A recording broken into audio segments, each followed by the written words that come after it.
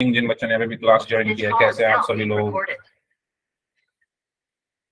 चलिए तो स्टार्ट कर लेते हैं आज की क्लास को। सो हेलो एवरीवन, सबसे पहले सभी स्टूडेंट्स को गुड इवनिंग। और जैसा कि आपको पता है, हमारा सेकंड चैप्टर जिसका नाम बहुपद है, पॉलिनोमियल जिसको हम कहते हैं, ये चैप्टर हमारा चल रहा था। और लास्ट क्लास में हमने सर्व समीकाओं के बारे में पढ़ा था। 3 सर्व समीकाएं हमने पढ़ी थी। पहली सर्व समीका हमने पढ़ी थी कि a प्लस बी का जो होल स्क्वायर है वो किसके बराबर होता है, ए square plus 2ab plus b square. ठीक है। दूसरी सर्व समीका हमने पढ़ी थी कि a माइनस बी का होल स्क्वायर किसके बराबर होता है, ए square minus 2ab plus b square. और तीसरी सर्व समीका हमने ये पढ़ी थी कि a minus B into A plus B किसके बराबर होता है, ए स्क्वायर माइनस बी स्क्वायर। ठीक है। ये तीनों सर्व समीकाएं हमने पढ़ी थी लास्ट क्लास में। बताइए सभी लोग, बताइए याद आया सभी को, यही पढ़ी थी हमने तीनों। इसमें कोई डाउट है किसी को इन तीनों सर्व समीकाओं में से किसी में भी? ठीक है। तो ये 3 सर्व समीकाएं हमने यूज करना भी सीखा था। ठीक है। अगर क्वेश्चन के वो क्वेश्चन पे डिपेंड करता है कि हमें कौन सी सर्व समीका यूज करनी है। अगर क्वेश्चन a प्लस बी के होल स्क्वायर के फॉर्म में है तो ये वाली सर्व समीका यूज होगी। अगर question a minus B whole square के फॉर्म में है तो ये वाली सर्व समीका यूज होगी।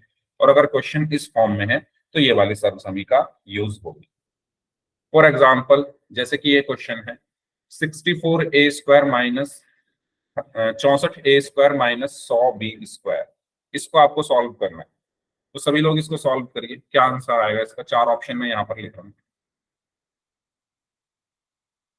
तो सभी लोग इसका आंसर देंगे।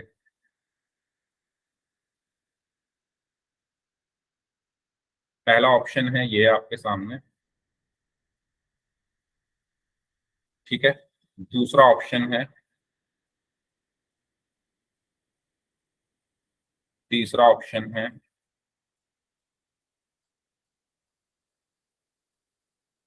और चौथा ऑप्शन है।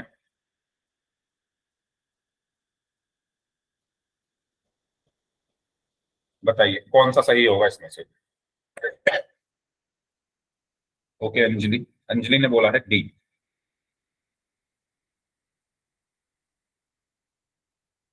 बाकी लोग बताएं। अंकित कुमार नाम से हैं, इन्होंने भी डी आंसर दिया है। बाकी लोग भी बताइए भाई कौन सा ऑप्शन सही होगा इसमें।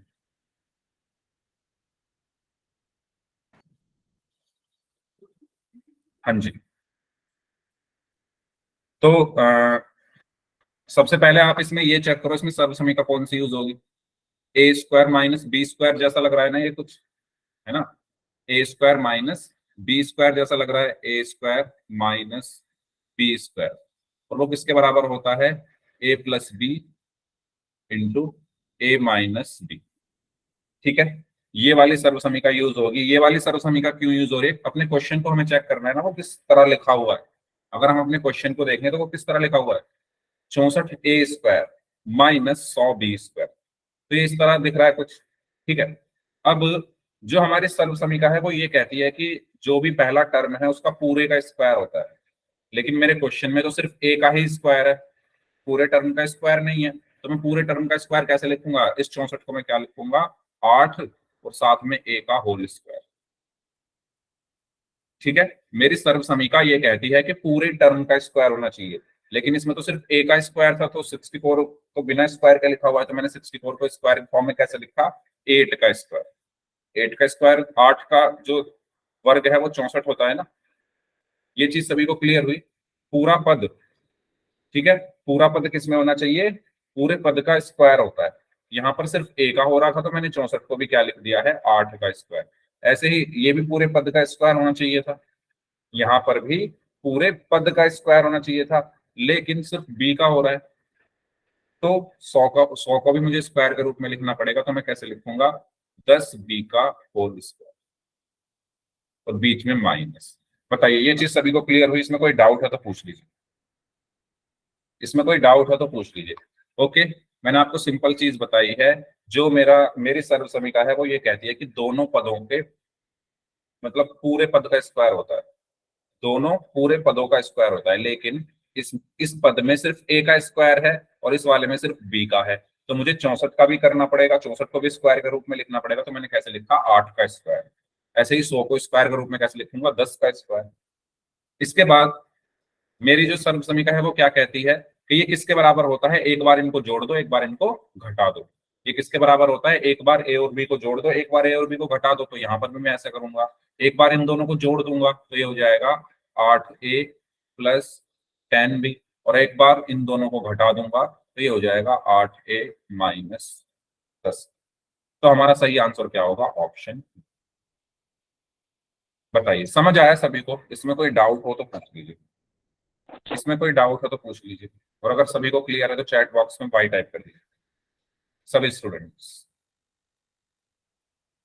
फिर ऐसा ही एक क्वेश्चन है पोल सेक्शन में हम लोग करेंगे। मैंने ये बताया है कि मेरी जो सर्व समीकरण है उसमें पूरे पद का स्क्वायर होता है। ए स्क्वायर माइनस बी स्क्वायर का मतलब क्या है कि यहाँ जो भी लिखा है उस पूरे का स्क्वायर होगा, यहाँ जो भी लिखा है इस पूरे का स्क्वायर होगा। लेकिन मेरे क्वेश्चन में अगर आप ध्यान से देख पा रहे हो तो 64 तो ऐसे ही है, इसका ये तो स्क्वायर के रूप में लिखा नहीं हुआ, सिर्फ ए लिखा हुआ है।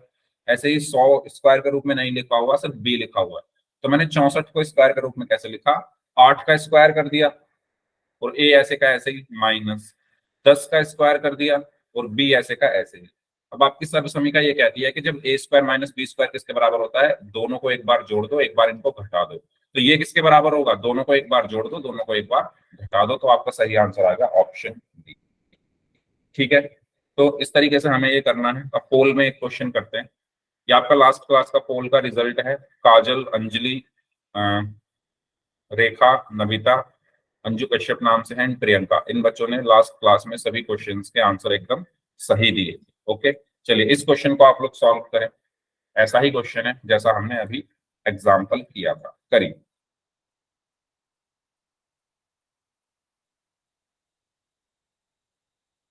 तब तक मैं पोल आपकी स्क्रीन पर भेज रहा हूँ, तो सभी स्टूडेंट्स को ये क्वेश्चन सॉल्व करिए।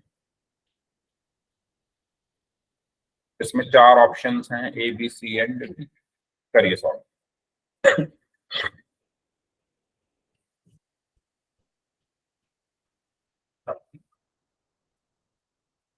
सेम ऐसा ही क्वेश्चन है जैसा हमने अभी एग्जाम्पल किया है, तो करें सभी लोग ध्यान से।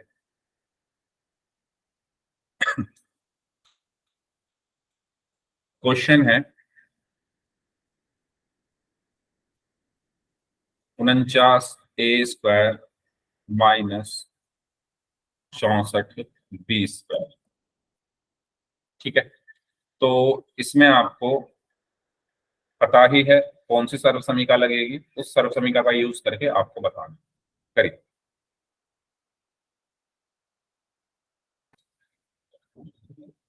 ओके, 4 लोगों का आंसर आ चुका है, बाकी लोग भी आंसर करें इस क्वेश्चन का। सभी को आंसर करना है भाई, जितने भी स्टूडेंट्स क्लास में प्रेजेंट हैं सभी लोग इसका आंसर करें। ओके, 6 लोगों का आंसर आ चुका है, बाकी लोग भी करें। 7 लोगों का आंसर आ चुका है, वेरी गुड, सबका आंसर सही है। 3 लोग और बचे हैं, वो भी आंसर कर दीजिए इस क्वेश्चन का।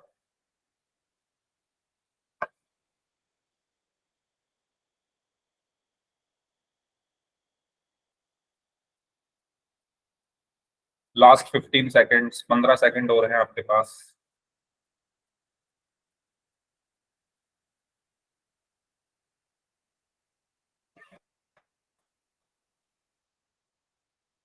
Okay, last 10 seconds.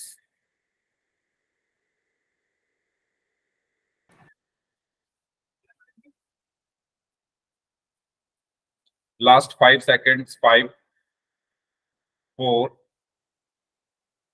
3 2 1।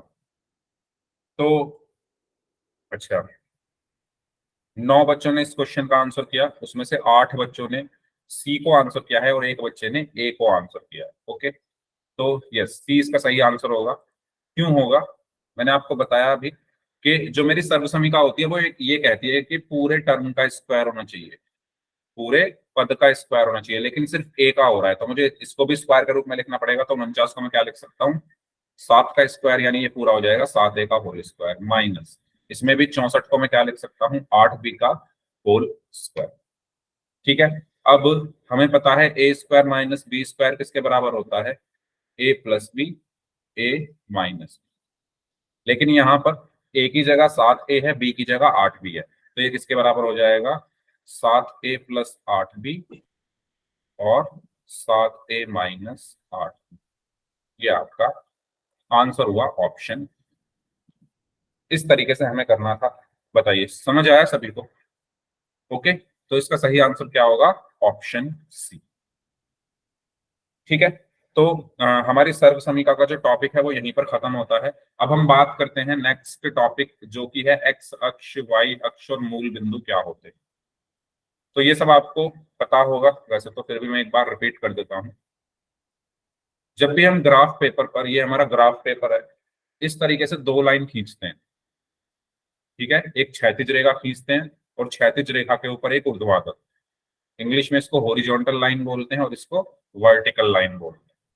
जब भी हम ग्राफ पेपर पर दो लाइन इस तरीके से खींचे, एक क्षैतिज रेखा और एक ऊर्ध्वाधर रेखा, तो ये जो क्षैतिज रेखा होती है इसको हम एक्स अक्ष बोलते हैं, ठीक है, ये वाली जो रेखा है, ठीक है, इसको हम क्या बोलेंगे, एक्स अक्ष। और जो ये ऊर्ध्वाधर है, खड़ी हुई रेखा है, इसको हम बोलेंगे वाई अक्ष। ये चीज सभी को क्लियर हुई? ये एक्स होता है, ये वाई अक्ष होता है, ठीक है। तो यहाँ पर देख सकते हो आप, क्षैतिज रेखा कौन सी है, एक्स अक्ष वाली, और ऊर्ध्वाधर रेखा है वाई अक्ष। ये बात सभी को क्लियर हुई? इसमें किसी को कोई कंफ्यूजन तो नहीं है?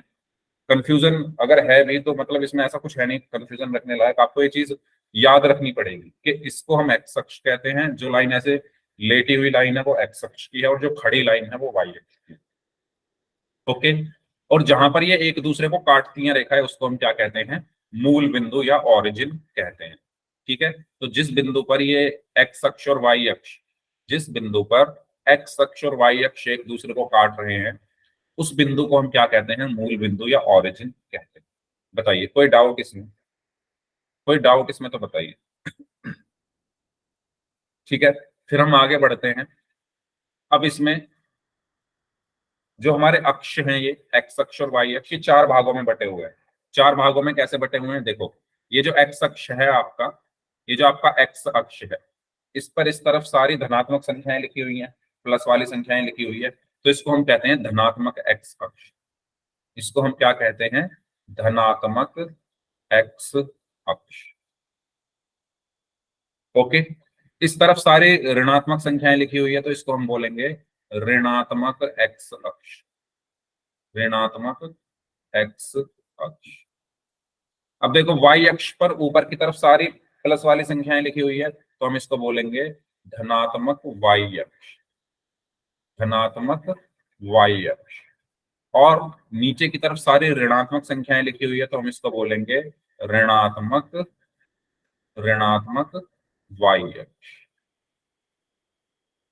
ये बात सभी को क्लियर हुई, यस और नो, जल्दी बताइए। ठीक है, हमारा ये एक्स अक्ष है, ये वाई अक्ष है। एक्स अक्ष पर इस तरफ सारी धनात्मक संख्याएं लिखी हुई है, तो इसको हमने धनात्मक एक्स अक्ष बोल दिया। इस तरफ सारी ऋणात्मक संख्याएं लिखी हुई है, तो इसको ऋणात्मक एक्स अक्ष बोल दिया। ऊपर की तरफ सारी धनात्मक संख्याएं लिखी हुई है, तो इसको धनात्मक वाई अक्ष बोल दिया। और नीचे की तरफ सारी ऋणात्मक संख्याएं लिखी हुई है, तो इसको ऋणात्मक वाई अक्ष बोल दिया। इसमें किसी को कोई डाउट हो तो पूछ लो, क्योंकि इस पर मैं पोल में क्वेश्चन पूछूंगा। अगर इसमें किसी को कोई डाउट है तो पूछ लीजिए। सबको क्लियर हुई ये चीज? ओके, चलो, तो मुझे ये बताओ, अगर मैं यहाँ पर एक पॉइंट लगा दूं और इस पॉइंट का नाम मैंने दे दिया वाई, तो मुझे बताइए, या वाई की जगह कुछ और दे देते हैं, पॉइंट का नाम मैंने दे दिया एस, तो मुझे बताइए ये जो पॉइंट एस है, ये जो बिंदु एस है, ये कौन से अक्ष पर है, कौन से अक्ष पर है? पॉइंट एस, बिंदु एस किस अक्ष पर है?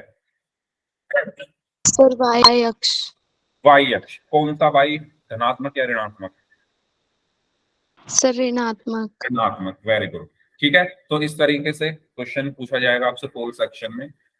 जैसे यहाँ पर ये पॉइंट आपको दे दिया है, तो आपसे क्या, आपको क्या देखना है, ये किस तरफ आ रहा है, वाई एक्सिस पर आ रहा है। कौन से एक्सिस पर आ रहा है? वाई एक्सिस पर आ रहा है। वाई एक्सिस में किस तरफ आ रहा है? नीचे की तरफ आ रहा है ना, नीचे की तरफ आ रहा है। नीचे वाले क्या होते हैं, सारे ऋणात्मक होते हैं, नेगेटिव होते हैं। ठीक है, ये चीज सभी को क्लियर हुई? तो इस तरीके से हमने अक्षों को चार भागों में बांटा हुआ है, धनात्मक एक्स अक्ष, ऋणात्मक एक्स अक्ष, धनात्मक वाई अक्ष और ऋणात्मक वाई अक्ष। चलिए, अब अगर मैं आपसे यहां पर पूछूं कि एक्स का मान कितना है, तो आप लोग मुझे जल्दी से बता दो। एक्स का मान क्या है यहाँ पर? 3, ठीक है। और मैंने इसको एक्स ही क्यों बोला? क्योंकि ये एक्स अक्ष पर है। मैंने इसको एक्स क्यों बोला, है ना, वाई क्यों नहीं बोला? एक्स इसलिए बोला क्योंकि ये एक्स अक्ष पर है, ठीक है। अब ये बिंदु कहां पर है? वाई अक्ष पर। ये वाला जो बिंदु है ये वाई अक्ष पर है, तो वाई का मान यहाँ पर कितना है बताइए? तो वेरी गुड, ठीक है। ये वाला बिंदु कहां पर है? एक्स अक्ष पर। तो एक्स का मान कितना है यहाँ पर? -6, वेरी गुड। और बिंदु कहां पर है? वाई अक्ष पर। तो वाई का मान यहाँ पर कितना है? -4, ठीक है। तो आपको सिर्फ यहाँ ये बताने की कोशिश की गई है कि जो भी एक्स अक्ष पर लिखा हुआ है उसको हमने एक्स निर्देशांक या एक्स से दर्शाया है, और जो चीजें वाई अक्ष पर लिखी गई हैं उनको हमने वाई से दर्शाया है। ओके, ठीक है।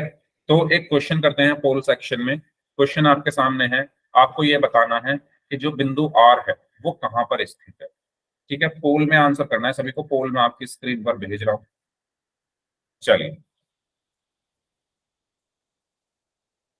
5 सेकंड दीजिए, तब तक आप इसको ध्यान से देखें क्वेश्चन को। इसमें आपको ये बताना है कि जो बिंदु आर है, ठीक है, बिंदु आर कहां पर स्थित है। चार ऑप्शन आपके पास हैं, बताइए कहां पर स्थित है आर।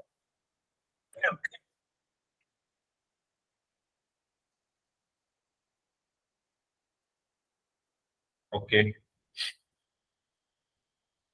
ओके,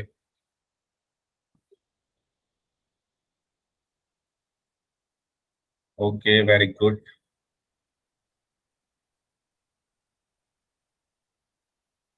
हाँ जी, 4 लोग और बचे हैं, वो भी आंसर कर दीजिए। 3 लोग और बचे हैं, 3 लोग और बचे हैं, वो भी आंसर कर दीजिए इस क्वेश्चन का। बिंदु आर कहां पर स्थित है आपको ये बताना है। 2 लोग और बचे हैं, वो भी आंसर कर दें। Last 15 seconds. एक स्टूडेंट और बचे हैं, वो भी आंसर कर दीजिए। एक स्टूडेंट और बचे हैं, वो भी आंसर कर दीजिए। Last 5 seconds. 5, 4, 3, 2, 1। तो 9 बच्चों ने इस क्वेश्चन का आंसर किया, उसमें से 8 बच्चों ने डी को आंसर दिया है और एक बच्चे ने ए को आंसर दिया है, ठीक है। तो मैंने आपको जिस एक बच्चे ने ए को आंसर दिया है, तो वो ध्यान से सुने।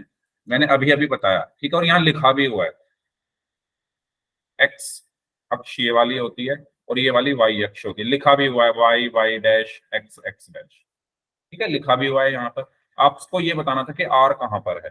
तो पहली चीज, आर है वाई अक्ष पर, ये वाई है ना, आर यहाँ पर है। ये लाइन किसकी है? वाई की है किस तरफ ये? नीचे। नीचे कौन सी होती है? ऋणात्मक। तो ये कौन सी अक्ष होगी? ऋणात्मक वाई अक्ष। यानी इसका सही आंसर क्या होगा? ऑप्शन। ओके, तो इसका सही आंसर क्या होगा? Option D. क्लियर सभी को यहां तक? ये बेसिक नॉलेज सभी को होनी चाहिए, और सभी को है भी। अक्षों के बारे में आप सभी को पता भी है, एक्स क्या है, वाई क्या है, मूल बिंदु क्या है। ओके, एक चीज और मुझे आपको बतानी है आगे बढ़ने से पहले। जैसे आपकी ये है वाई अक्ष, ठीक है, और ये है आपकी एक्स अक्ष। तो मेरा आपसे एक सवाल है, और ये बहुत इंपॉर्टेंट चीज मैं आपसे पूछ रहा हूँ, देखता हूँ कौन बता सकता है इसको। ये एक्स अक्ष है और ये वाई अक्ष। अगर मैं आपसे कहूं कि इस पूरी एक्स अक्ष पर, एक मिनट, ये जो आपकी एक्स अक्ष है ये वाली, इस पर वाई का मान कितना होता है? सर 0। वाई का मान 0 होता है। और कोई स्टूडेंट? सभी लोग 0 बोल रहे हो। इस पूरी अक्ष पर वाई का मान कितना होता है? यस। तो अंजलि एंड रेखा और प्रियंका, तीनों 3 लोगों ने बोला है 0। बिल्कुल सही बोला है। एक्स अक्ष पर वाई 0 होता है। इस पूरी अक्ष पर, ये एक्स अक्ष का पूरी है ना, यहां आगे तक जारी होगी। इस पूरी अक्ष पर हर बिंदु पर वाई 0 होगा। ऐसे ही अगर मैं कहूं वाई अक्ष पर एक्स कितना होता है, वाई अक्ष पर एक्स कितना होता है? 0, ठीक है। तो ये आपको पता होना चाहिए कि एक्स अक्ष सिर्फ एक्स की ही है। जैसे हम कोई टीवी खरीद के लाते हैं, हम टीवी खरीद के लाए सैमसंग का, तो ऐसा तो है नहीं उस सैमसंग के टीवी पर कोई दूसरी कंपनी एलजी अपना लोगो लगा दे, ऐसा थोड़ी होता है। जिस कंपनी का टीवी है वही कंपनी अपना लोगो लगाती है। सेम यहां पर है, जिसकी एक्सिस है उसी की चलेगी भाई। एक्स अक्ष पर सिर्फ एक्स की ही चलेगी, वाई जीरो होता है इस पे, इस पूरी अक्ष हर बिंदु पर। ये बहुत इंपॉर्टेंट चीज है क्योंकि आगे जो मैं पढ़ाने वाला हूँ उसमें ये काम आएगी, तो इसको ध्यान से सुनना मैं क्या बोल रहा हूँ। एक्स अक्ष पर वाई जीरो होता है क्योंकि एक्स अक्ष पर एक्स की ही चलेगी। ऐसे ही वाई अक्ष पर सिर्फ वाई की ही चलती है, यहां पर एक्स जीरो होता है। तो ये अपने अपने घर के शेर हैं। ये अपनी अक्ष का शेर है, यहाँ ये वाई की नहीं चलने देगा, वाई को जीरो कर देगा। ये अपने अक्ष का शेर है, ये यहाँ पर एक्स को जीरो कर देगा इस पूरे हर बिंदु पर। चाहे मैं यहां बोलूं चाहे यहाँ, हर पॉइंट पर एक्स जीरो होता है, हर पॉइंट पर एक्स जीरो होता है। ठीक है, और इसके हर पॉइंट पर वाई जीरो होता है। कोई भी पॉइंट ले लो, हर पॉइंट पर एक्स अक्ष के हर पॉइंट पर वाई जीरो होगा। ये बात सभी को क्लियर है? तो जल्दी से वाई टाइप कर दीजिए, कोई डाउट हो तो पूछिए। ठीक है, क्योंकि जो चीज मैंने आपको अभी बताई है इसका यूज मैं आगे आपको बताने वाला हूं, तो ध्यान से सुनना आप लोग। चलिए तो शुरू करते हैं फिर। अब हम बात करते हैं बहुपद के शून्य का ज्यामितीय अर्थ, geometrical meaning of zeros of a polynomial. यानी आप लोगों ने बहुपद के शून्य निकालने सीखे थे सभी ने, ठीक है। उसको अगर मुझे ग्राफ पर दिखाना हो, ठीक है, मैथमेटिकली गणित की विधि से तो हमने सॉल्व करना सीखा था शून्य को निकालना। अगर ग्राफ पर हमें उसको दिखाना हो तो कैसे दिखाएंगे? तो जैसे आपके सामने ये बहुपद है पी एक्स बराबर 3x+6, P X is equal to 3x+6। आपके पास मान लो ये बहुपद है और मैं कहूं इसका शून्य क्या होगा? बताओ क्या होता है शून्य?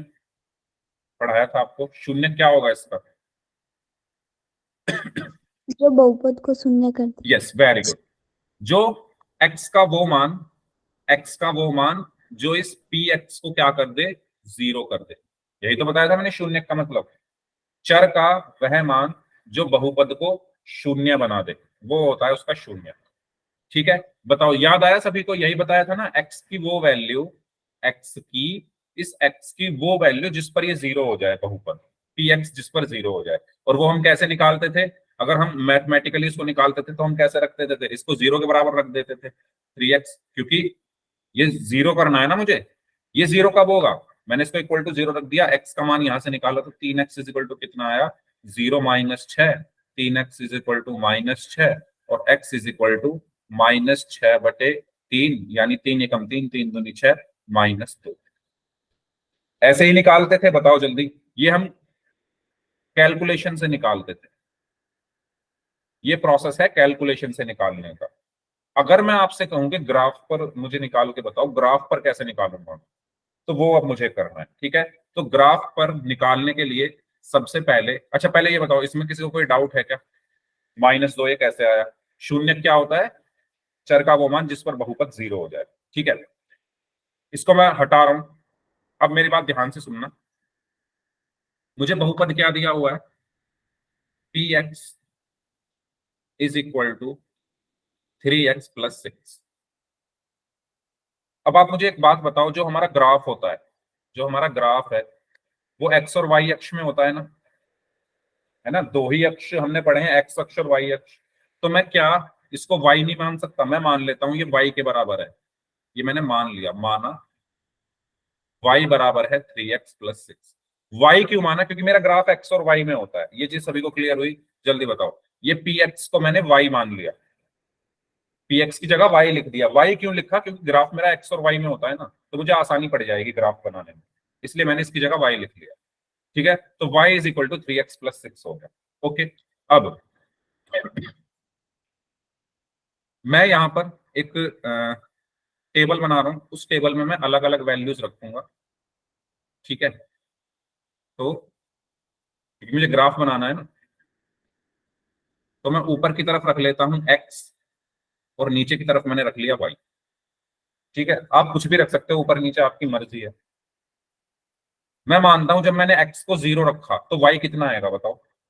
जब x 0 होगा तो y कितना आएगा, इसमें रख लेते हैं। तो y is equal to x की जगह 0 रख दिया, 3 गुणा 0 प्लस 6। तो y इज इक्वल टू 3 की 0 में गुणा की 0 प्लस 6 बराबर 6। तो y कितना आया 6। यानी जब x 0 था, जब x 0 था तो y का मान कितना आया 6। ये चीज सभी को क्लियर हुई, यस और नो, जल्दी बताओ।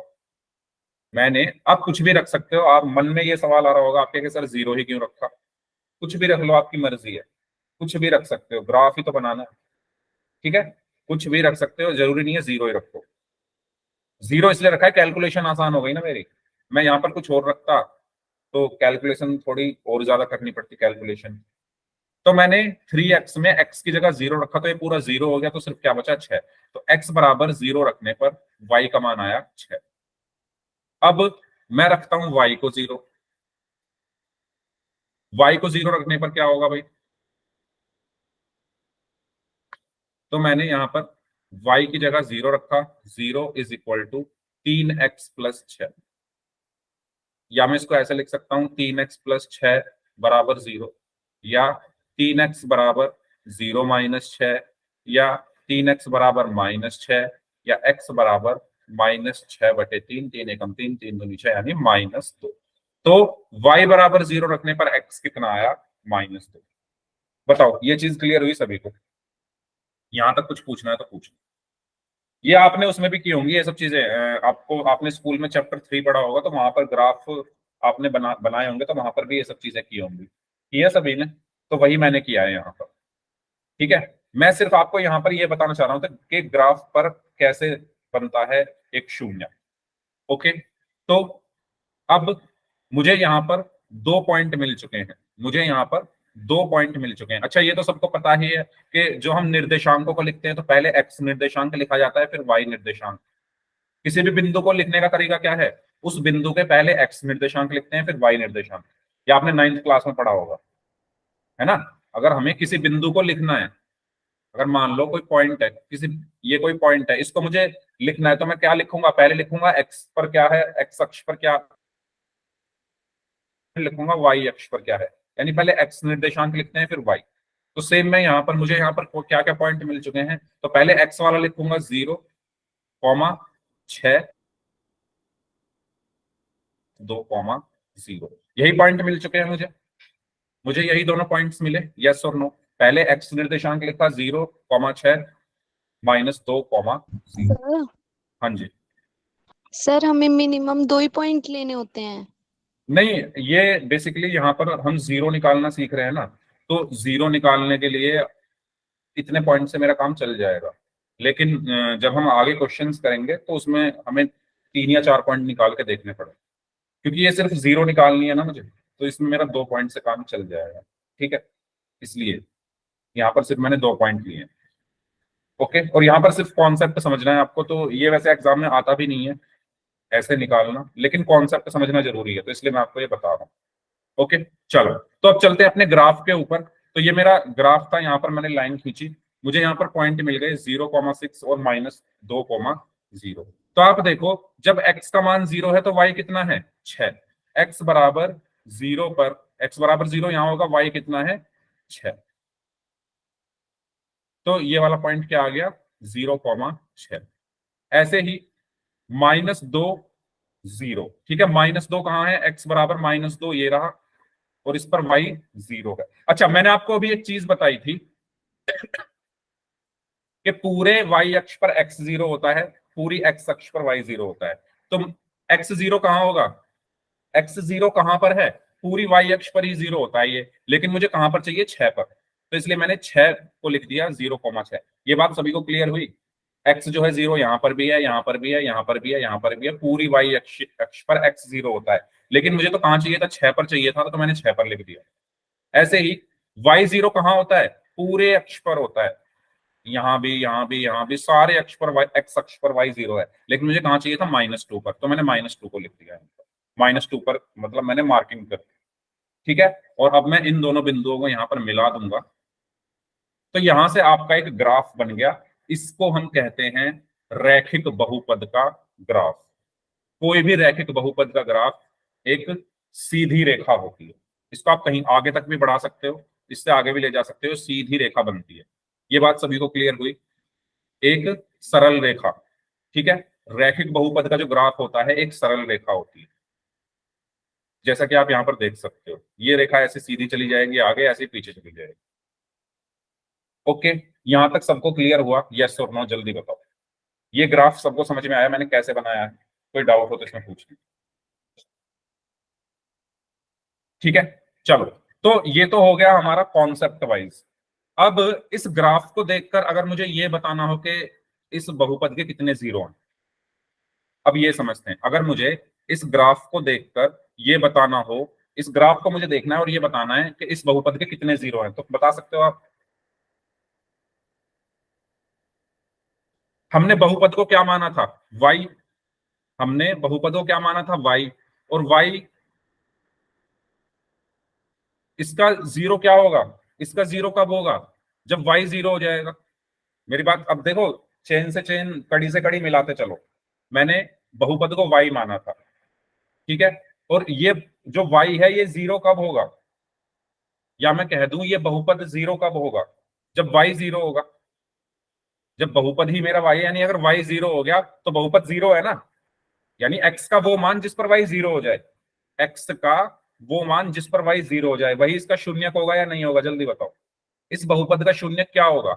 x का वो मान जिस पर y जीरो हो जाए, x का वो मान जिस पर y जीरो हो जाए। और y, अब आप यहां देख के मुझे बताओ y जीरो कहां पर है? x अक्ष पर होता है। y जीरो कहां पर होता है? x अक्ष पर। तो हम सिर्फ ये देखेंगे कि x अक्ष को मेरा ग्राफ कितनी बार टच कर रहा है, क्योंकि बेसिकली मुझे जीरो चाहिए, शून्यक चाहिए। शून्यक, किसी भी बहुपद का शून्यक क्या होता है? जिस पर वो बहुपद शून्य हो जाए। और अगर मैंने बहुपद को y मान लिया है, अगर मैंने बहुपद को y मान लिया है, तो यानी शून्य क्या है? जिस पर y शून्य हो जाए। और y कहां पर शून्य होता है? x अक्ष पर। इस पूरे अक्ष पर y शून्य है। तो यानी मुझे ये देखना है कि मेरा ग्राफ x अक्ष को कितनी बार टच कर रहा है। तो अगर आप देखोगे ये वाला जो ग्राफ है x अक्ष को सिर्फ यहां पर टच कर रहा है, सिर्फ यहां पर टच कर रहा है। तो इसके कितने शून्यक होंगे? एक शून्यक होगा। और वो जो शून्यक है वो कौन होगा? वो होगा -2, क्योंकि ये -2 पर आकर मिल रहा है। क्योंकि ये -2 पर आकर मिल रहा है। ये बात सभी को क्लियर हुई? ये बात सभी को क्लियर हुई? तो जब भी आपको किसी ग्राफ में देखकर शून्यक बताने हो कितने शून्यक है, तो आप सिर्फ ये देखो कि एक्स अक्ष को ग्राफ कितनी बार काट रहा है। बस सिर्फ एक्स अक्ष को देखो। हाँ जी, सर y अक्ष को क्यों नहीं देखते? उस पर भी मैं आ रहा हूं। पहले ये चीज मैं एक बार सबसे कंफर्म कर लूं। वाई अक्ष को भी हम देखते हैं, कंडीशन होती है उसको देखने की, उस पर हम आते हैं। ठीक है, चलो। तो मैंने अभी क्या बोला कि जब भी आपको शून्यक निकालना है तो आप एक्स अक्ष को देख लो कि एक्स अक्ष को वो कितनी बार टच कर रहा है। ठीक है, जैसे यहां पर सिर्फ एक बार टच कर रहा है तो इसका एक शून्यक होगा। अब एक क्वेश्चन था, शायद अंजलि का क्वेश्चन था कि हम वाई अक्ष को क्यों नहीं देखते? वाई अक्ष को भी देखते हैं, वो क्वेश्चन पर डिपेंड करता है। वो क्वेश्चन पर डिपेंड करता है। क्वेश्चन पर कैसे डिपेंड करता है? ध्यान से सुनना। अगर मेरा बहुपद पी एक्स के रूप में दिया हुआ है, ठीक है, अगर मेरा बहुपद पी एक्स मतलब पॉलिनोमियल जो बहुपद है, इसका मतलब क्या होता है? इसका मतलब क्या होता है भाई? पी एक्स का मतलब क्या है? ये मैंने आपको एक क्लास में बताया था। पी एक्स का मतलब है कि ऐसा बहुपद जो एक्स के रूप में, ठीक है। तो अगर बहुपद एक्स के रूप में है, अगर बहुपद एक्स के रूप में है तो हम एक्स अक्ष को देखेंगे। अगर बहुपद एक्स के रूप में, अगर पी एक्स लिखा हुआ है तो एक्स अक्ष को देखेंगे। और अगर बहुपद वाई के रूप में है, पी वाई, तो हम वाई अक्ष को देखते हैं। अंजलि ये चीज क्लियर हुई? जैसे मैंने बहुपद ले लिया y+5, तो ये बहुपद y के रूप में है ना, तो अब आप y अक्ष को देखोगे। अब आप y अक्ष को देखोगे। अगर बहुपद x के रूप में है, जैसे x+5, अब ये x के रूप में है तो अब आप x अक्ष को देखोगे। ठीक है, देखते हैं हम दोनों को हैं, वो डिपेंड करता है क्वेश्चन हमारा किस x में दिया हुआ है या y में दिया हुआ है। अगर क्वेश्चन हमारा x के रूप में दिया हुआ है तो x अक्ष को देखो, अगर क्वेश्चन हमारा y के रूप में दिया हुआ है तो y अक्ष को देखो। क्लियर हुआ अंजलि आपको अपना डाउट? ओके, तो जैसे ये x के रूप में दिया हुआ है ना 3x प्लस 6 px x के रूप में दिया हुआ है, तो इसलिए हम x अक्ष में देख रहे हैं। और आपकी एनसीईआरटी की जो बुक है उसमें सभी क्वेश्चन x वाले ही हैं, px वाले ही। ठीक है, तो y और x दोनों को एक, वैसे भी अगर आप y को देखोगे तब भी एक बार ही टच कर रहा है, x को देखोगे तब भी एक बार ही टच कर रहा है, तो इसका कितने जीरो होंगे? एक जीरो होगा। कितने जीरो होंगे? सिर्फ एक जीरो होगा। ठीक है, तो कुछ एग्जाम्पल ले लेते हैं, कुछ एग्जाम्पल की हेल्प से समझते हैं। मैंने मानो ये ग्राफ बनाया है, यहाँ पर मैं कुछ ग्राफ बना रहा हूं, आप ये सभी ग्राफ देखना और मुझे बताना कि कितने जीरोस हैं, कितने शून्यक हैं इस ग्राफ के। ठीक है, तो यहां से आपको अपने सारे डाउट्स क्लियर हो जाएंगे। और सारे ग्राफ एक्स के रूप में है, ये भी मैं आपको बताता चलूं, ग्राफ सारे पी एक्स के रूप में। ठीक है, ये भी पी एक्स के रूप में है, ये भी पी एक्स के रूप में है, और ये भी पी एक्स के रूप में। मैं यहाँ पर कुछ लाइन खींच रहा हूं, एक लाइन मैंने ऐसे खींच दी, एक लाइन मैंने ऐसे खींच दी, और एक लाइन मैंने ऐसे खींच दी। तो मुझे बताओ इस वाले ग्राफ में कितने शून्यक है? इस वाले ग्राफ में कितने शून्यक है? इस वाले में सभी लोग बताएंगे इस वाले ग्राफ में कितने शून्यक है? एक कैसे आप, क्योंकि एक्स के रूप में है सवाल, सवाल एक्स के रूप में है, तो हम एक्स अक्ष को देखते हैं। यहां से देखना शुरू करा, चलते गए चलते गए चलते गए, यहां पर टच कर रहा है ग्राफ एक्स अक्ष को, यहां पर टच कर रहा है। ठीक है, एक पॉइंट मुझे मिल गया, और आगे कहीं टच नहीं कर रहा, तो एक जगह टच कर रहा है ना सिर्फ, तो कितने शून्यक होंगे? एक शून्यक हुआ इसका। ठीक है, ऐसे ही इसमें देखेंगे एक्स के रूप में है सवाल, तो एक्स अक्ष को देखते गए देखते गए देखते गए देखते गए, यहां पर टच कर रहा है ये एक्स अक्ष को, तो एक जगह टच कर रहा है सिर्फ, तो इसके कितने शून्यक होंगे? एक ही शून्यक होगा। इसमें बताओ इसमें कितने शून्यक होंगे? इसमें प्रियंका ने बोला है जीरो।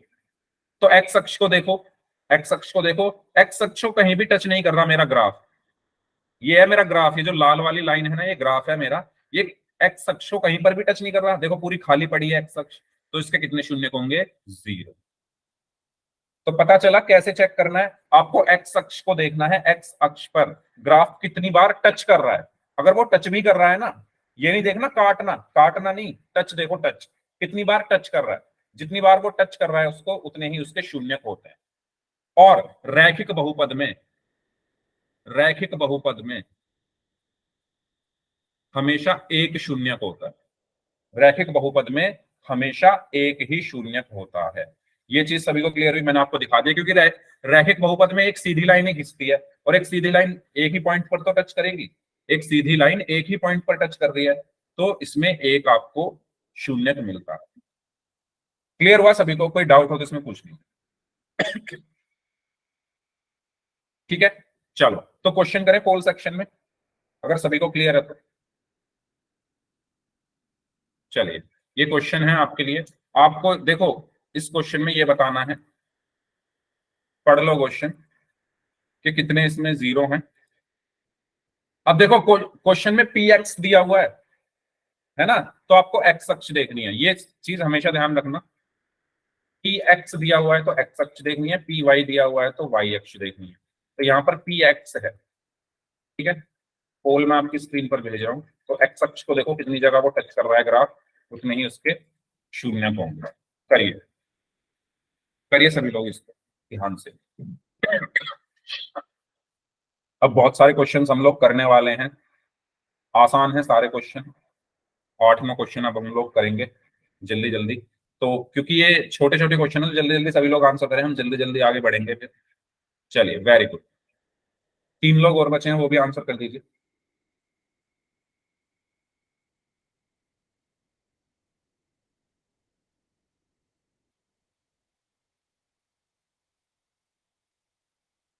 हाँ जी, एक स्टूडेंट और बचे हैं, वो भी आंसर कर दीजिए जल्दी से।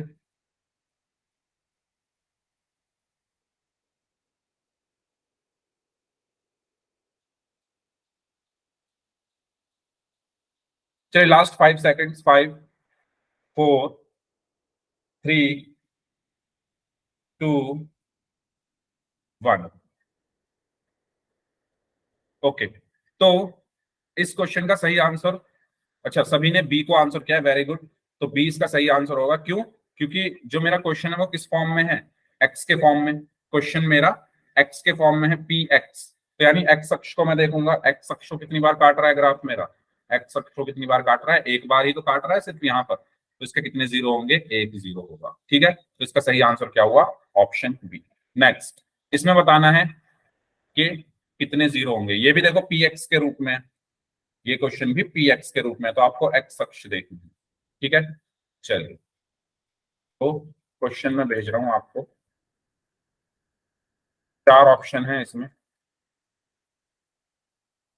करिए साहब।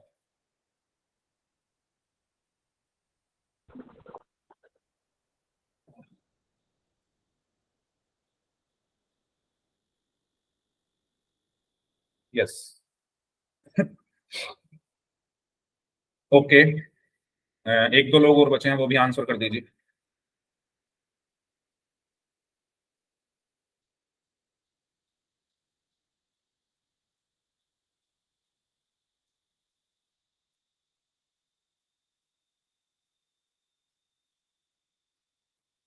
चलिए लास्ट 5 सेकेंड्स, 5 4 3 2। अच्छा अंजलि, आपने आंसर कर दिया क्या, क्योंकि आपने अभी क्लास ज्वाइन की है। लास्ट 5 सेकेंड्स, 5, जिन्होंने आंसर नहीं किया जल्दी से कर दिए, क्योंकि 2 लोग और बचे हुए हैं। Last 5 seconds, 5 4 3 2 1। ओके, सबका आंसर आ चुका है। ठीक है, सबने सही आंसर दिया है।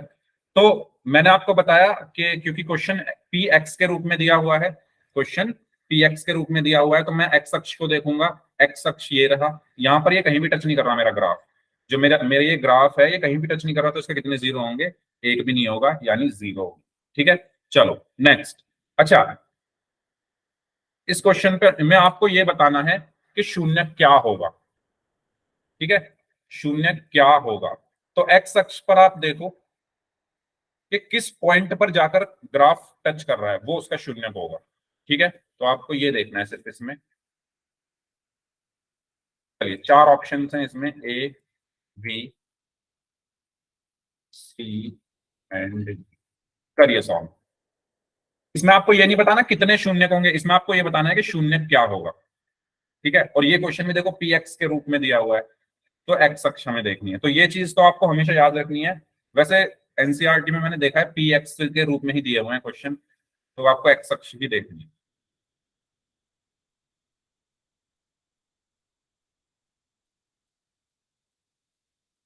ओके, हाँ जी, 3 लोग और बचे हैं, वो भी सॉल्व करिए इस क्वेश्चन को।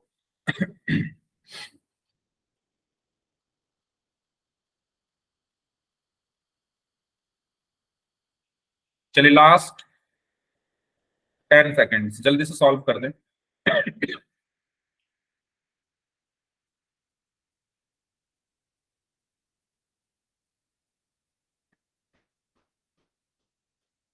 Last 5 seconds, 5 4 3 2 1। चलिए, तो 9 लोगों ने आंसर दिया, उसमें से 8 बच्चों ने सी को, वेरी गुड, और एक बच्चे ने ए को आंसर किया।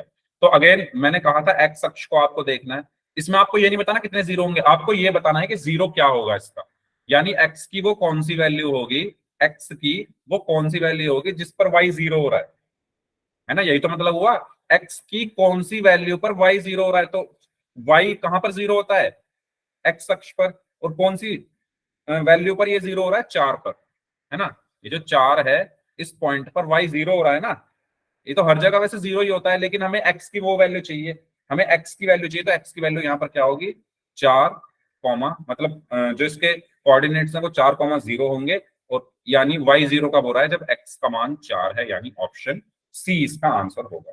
ठीक है, क्लियर हुआ सभी को, कोई डाउट हो तो इसमें पूछ लो।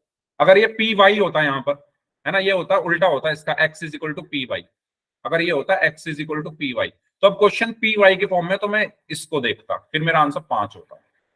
समझ रहे हो ना अंतर, क्वेश्चन पर डिपेंड करता है वो किस फॉर्म में दिया है, पी एक्स की फॉर्म में है तो एक्स अक्ष को देखना है, और वाई की फॉर्म में है तो वाई अक्ष को देखना है। ठीक है, पी के साथ क्या लिखा हुआ है ये बहुत जरूरी है। चलिए, तो इसका सही आंसर क्या होगा, ऑप्शन सी। अब हम बात करते हैं, अभी हमने रैखिक बहुपद की बात की, अब हम बात करते हैं द्विघात बहुपद। ठीक है, तो जो द्विघात बहुपद का जो ग्राफ होता है ना, वो हमेशा इस तरीके का दिखता है। इस तरीके का, ठीक है। और इस आकृति को हम कहते हैं परवलय या पैराबोला।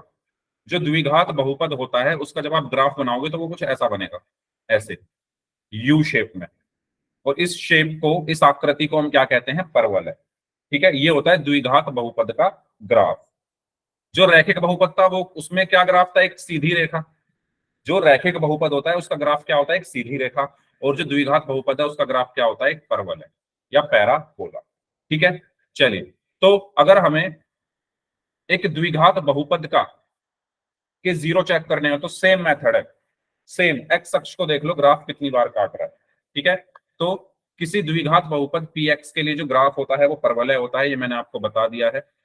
ओके, तो क्या हम ग्राफ की सहायता से बहुपद के शून्यकों की संख्या बता सकते हैं? तो यस, बिल्कुल बता सकते हैं।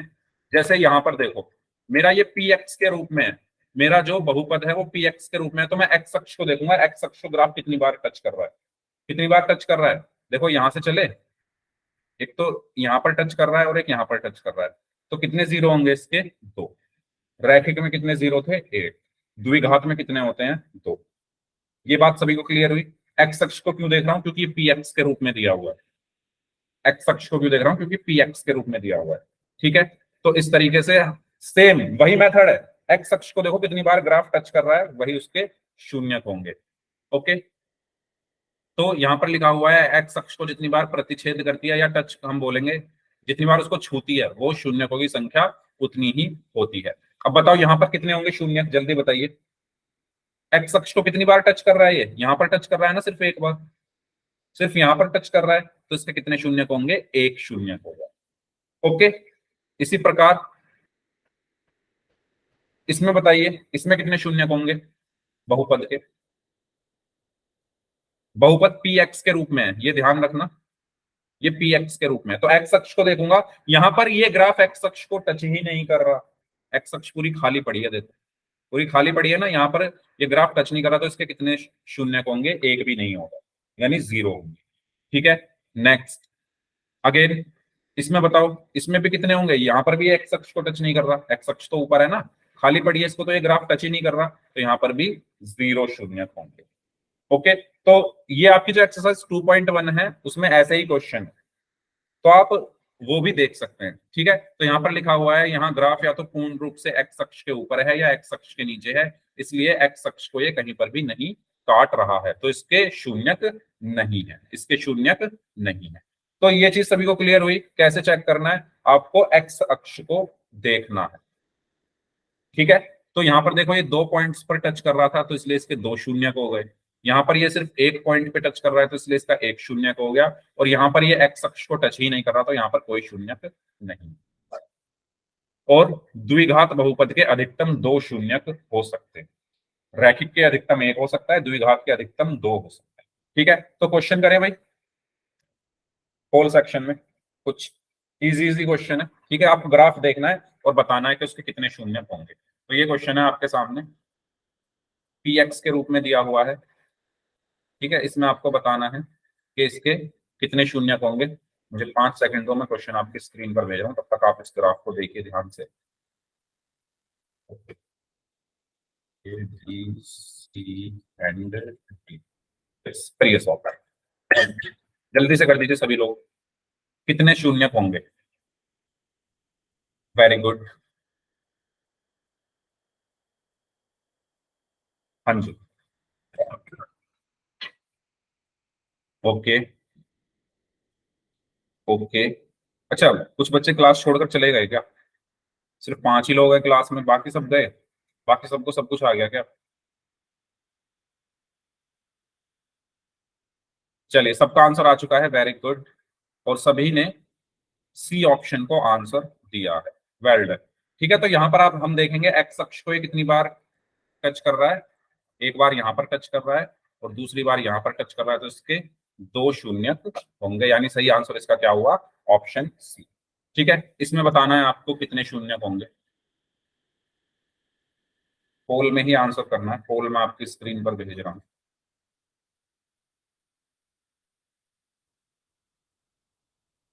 चार option, A B C and D.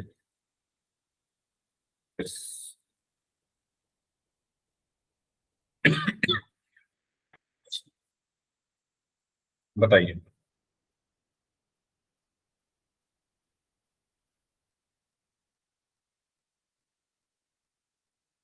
Okay, एक स्टूडेंट और बचे हैं, वो भी आंसर कर दीजिए।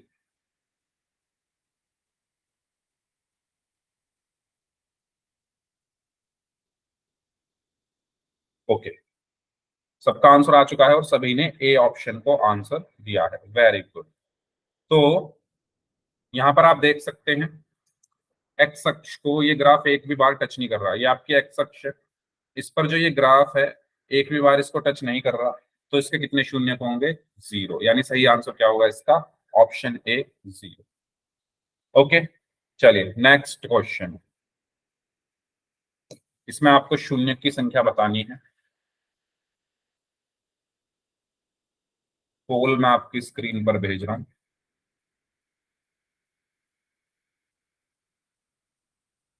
और चार ऑप्शन हैं इसमें। आज हमने बहुत सारे क्वेश्चन कर लिए पोल में। चलिए करिए सॉल्व। इसमें आपको शून्यकों की संख्या बतानी है कितनी होगी।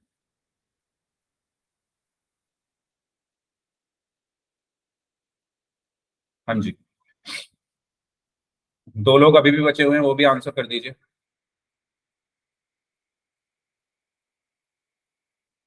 वेरी गुड, सबका आंसर आ चुका है। तो सभी ने बी को आंसर किया है। यस। तो यहाँ पर जो मेरा ग्राफ है वो एक्स अक्ष को सिर्फ एक बार टच कर रहा है यहाँ पर, तो इसके कितने शून्यक होंगे? एक ही शून्यक होगा। ओके, चलिए जल्दी से बताइए इसमें कितने शून्यक हैं, इस वाले में कितने शून्यक हैं, जल्दी बताइए। चैट तो ऑन है ना? जीरो। वेरी गुड, ठीक है। तो यहाँ पर ये एक्स अक्ष को टच नहीं कर रहा तो जीरो हो गए। यहाँ पर कितने होंगे इस पर? एक। ठीक है, क्योंकि ये एक पॉइंट पर टच कर रहा है तो एक शून्यक होगा। यहाँ पर कितने शून्यक होंगे इस वाले में? ठीक है, दो, क्योंकि ये दो पॉइंट्स पर टच कर रहा है तो इसके दो शून्यक हो गए। और इसके कितने शून्यक होंगे? क्योंकि ये तीन पॉइंट्स पर टच कर रहा है एक्स अक्ष को, तो इसके तीन शून्यक। ठीक है, तो हम एक्स अक्ष को देखते हैं कितनी बार ग्राफ उसको टच कर रहा है और उतने ही उसके शून्यक होते हैं। तो इस क्लास को हम यहीं तक रखते हैं। अब जिनके डाउट्स हैं वो लोग अपने डाउट्स पूछ लीजिए, बाकी लोग जा सकते हैं।